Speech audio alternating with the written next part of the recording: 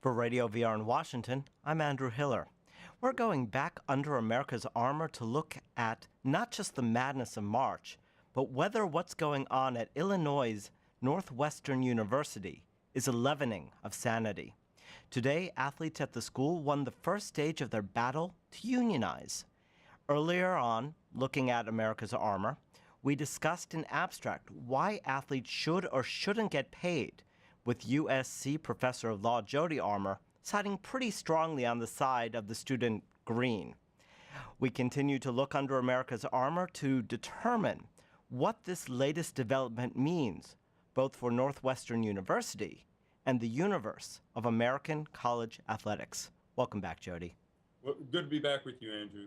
So how big a moment is this declaration by an official of the National Labor Relations Board that athlete students are employees and thus eligible to unionize?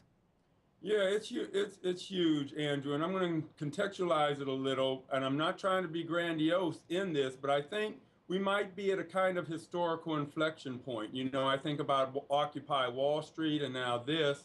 You know, I remember when Reagan came into office, one of his first tasks to establish a new tone for the nation was to go after the air traffic controllers and their union and break that union and show that, you know, we were once again, you know, labor wasn't as important as capital. We are reasserting the priority of the planning sector and at the expense of some other sectors. And here we see really a major sea change kind of decision handed down by the regional director of the NLRB that's saying you have to think about the relationship between labor and employers differently, you know, and specifically, we're going to expand the category of people who count as labor, and we're going to give them more rights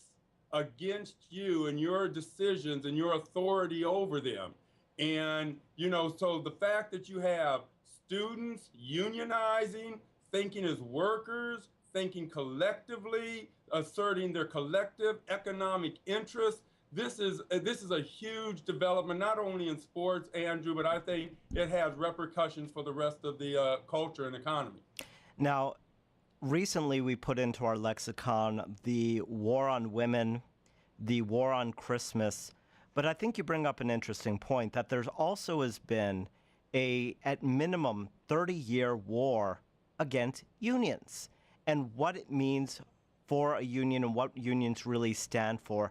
So while we've been hearing a lot of union bashing and some union support, tell me, what good would a union do in this case? Why should people be in support of unions?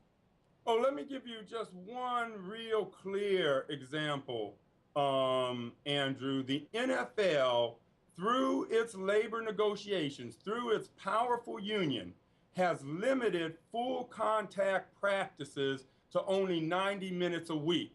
Okay, because full contact practices are where you're getting a lot of the head injuries. You're getting a lot of the concussions, all the problems we've been worried about for years, you know, when especially lately when it comes to concussions and the debilitating conditions that result. And you have so many of those coming from full contact practices, and often they find it even more than during the games themselves. So the NFL, through a collective bargaining unit, was able to look out for its players. You know, the NCAA has failed to protect college players. It doesn't have any limit like that for college teams when it comes to full contact practices. They have to bang heads all week and then go out on Saturday on the gridiron and bang heads some more. And so we talk about how our solicitude for the college athletes, how concerned we are for their well-being. But when we're left to our own devices, when they don't have a voice for themselves, when they can't protect their own interests, the NCAA and we don't seem to be looking out for them, as clearly illustrated by that stark difference between professional rules with the collective bargaining unit and how college athletes, football players, are just thrown out there and bang your heads as much as the coaches tell you to, and don't complain about it lest you lose your scholarship. Yeah, but for every example you have of that, sometimes you have the example of what happens in, say, Major League Baseball, where the union argues, well, let's not test for drugs. Let's not give our athletes protection in terms of drug treatment or remediation because we want to keep this under the carpet. And is that union actually serving the interests of their athletes or just hiding wrongs? Well, they may, there can be abuses to anything, Andrew. There can be abuses to any good institution may have abusive uses that it's put to. I trust them, though, to be the best people in the best position to define their own interests and to say what their interests are rather than others telling them what their interests are.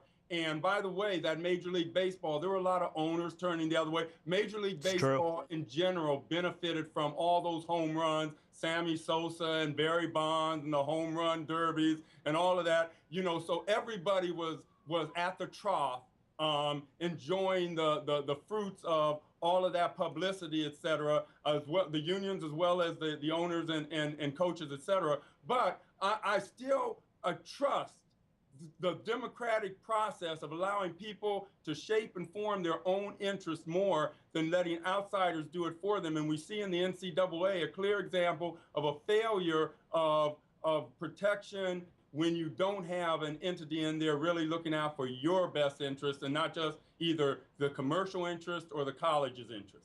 And I certainly would agree with you that there are many instances, both in Major League Baseball and other professional sports, where the leagues and the union are both complicit in trying to manipulate things to maximize profits, sometimes at the expense of union members, people, athletes, and former athletes. Yeah, and I'm, you know, as long as they get to make those calls, they get to critically reflect on their own self-interest, carefully weigh them against competing interests, and arrive at a conclusion and have democratic input in the process. That's not what we have now. That's what a union provides them an opportunity for. And then they have to be careful about analyzing their own interests and making sure they're promoting them. But what was groundbreaking about this decision today, Andrew, was that Peter Orr, the regional director of the NLRB, ruled that Northwestern football players are employees of the university and have the right to form a union and bargain collectively. And the way he did that was it was as though he was plunked down in the middle of this controversy from a different planet. And he hadn't been carefully acculturated and indoctrinated or had certain approaches to how we look at the so-called player-athlete ideal. He hadn't been, you know, kind of inculcated in that ideology. And he said, all I'm going to do is look at this from an objective standpoint and from behind the kind of veil of ignorance. I'm going to look at criteria. What are the criteria of an employee under standard approaches to employer-employee relationships? He said there are 4 criteria. 1 is the person under the control, under contract of hire. 2, do they perform services for another? 3, are they subject to the employer's control? And 4, do they do so in return for payment? What he concluded was that players are hired by coaches and paid in scholarship money. So once he said, you know, the letter of intent and scholarship offer is the employment contract, number 1. Number 2, the hours of practice that generate the millions of dollars for the school are the employer's benefit. Number 3, coaches' rules are the control. And number 4, the scholarship itself is the pay. It's not financial aid. Don't call it financial aid. It's pay. So you have these people putting all this time into these athletics. They're clearly more athletes and employees than students. Let's call a spade, so to speak, and really be honest with what's going on here. And that is what this groundbreaking decision by the NLRB, Peter Orr, established yesterday, Andrew. It's a real bombshell on the legal landscape. So isn't it really interesting that one of the primary arguments against paying athlete students or student athletes was that, well, we're giving them room and board, we're giving them tuition, we're giving them these scholarships. And that was one of the main cruxes to say, well, you know, if you're giving them these things, you're paying them.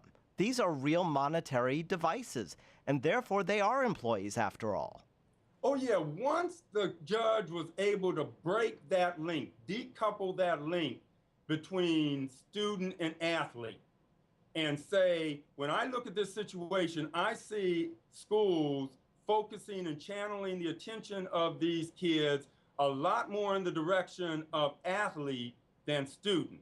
Once he was able to make that decoupling, then it became fairly easy and straightforward to say, oh, these are employees, not, students getting financial aid. You have folks coming here putting way more time into this activity than in the classroom very often. They're penalized if they try to put more time into the classroom. That's one of the things that Northwestern players saying, I couldn't take some of the pre-med courses I wanted to take. I wanted to be a doctor, but I was guided away from taking those courses in the name of the team. So you have these kids coming in here making sacrifices for the sake of the team, 40, 50, 60 hours a week. They are more employees than students, more athletes than students. And the judge just said, I'm going to call it like I see it and lay bare the fallacy at the heart of college sports and the exploitation at the heart of college.